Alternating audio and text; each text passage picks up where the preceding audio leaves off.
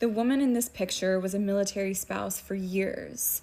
It's the opinion of her friends and family who attended a public court hearing last year that her husband became increasingly violent to her over time. Now she is in a tangled web of family court drama and a criminal military investigation into her husband. This is the story of what happens when you stand up against a military colonel who you were married to and the system fails you. Autumn Siebel got married young. She was 21, fresh out of college. She had dreams of building a beautiful family. She followed her husband's military career across the country, around the world, to different deployments, always supporting him, wanting to build a loving, stable home, because this wasn't what she had growing up. She experienced abusive relationships between parental figures when she was growing up. As her husband advanced in the military, things started to change in his demeanor and the way that he would treat her. In the opinion of her friends who saw the public court hearing and saw what was going on behind the scenes during their marriage, her husband became more and more controlling of her. It started slowly, just verbal put-downs and emotional manipulation, but it escalated into sexual violence and covert affairs, gaslighting, and really, really violent sex. She was questioning her own reality. She didn't really have a standard to know what a healthy relationship was, so she thought that this was somewhat normal. Beyond the physical pain that she felt and the emotional pain, being shamed for her weight, being having blood drawn during sexual encounters, feeling pain and bruised all of the time, she also was experiencing toxic mold in her military housing that caused her son to be diagnosed with asthma. And this is a pretty common problem, unfortunately, in military housing. And she wasn't physically or emotionally well. But one night everything changed. She blacked out and woke up with bruises and a bloody nose on the bathroom floor.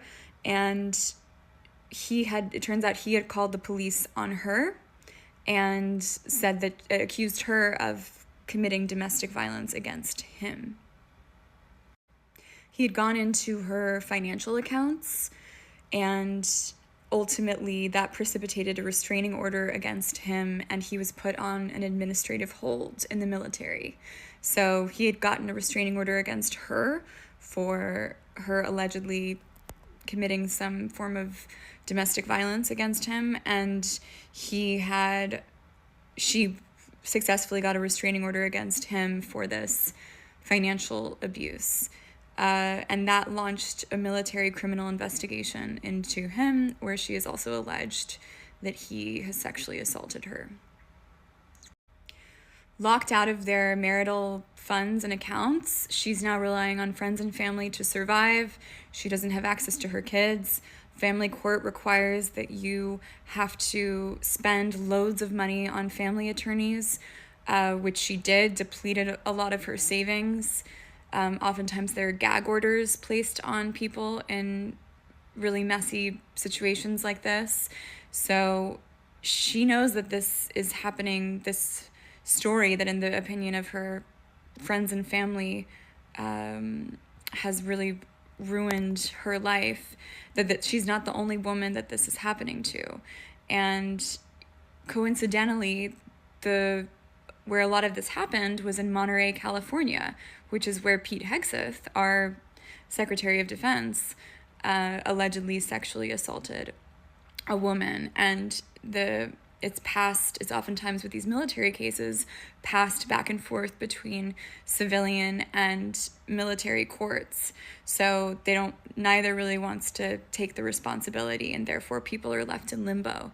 So Autumn is calling for a look into the ways in which women and children, very vulnerable people who are dependent on military spouses, can get trapped in these relationships. And it's not just, we've heard a lot about sexual assault in the military and how it relates to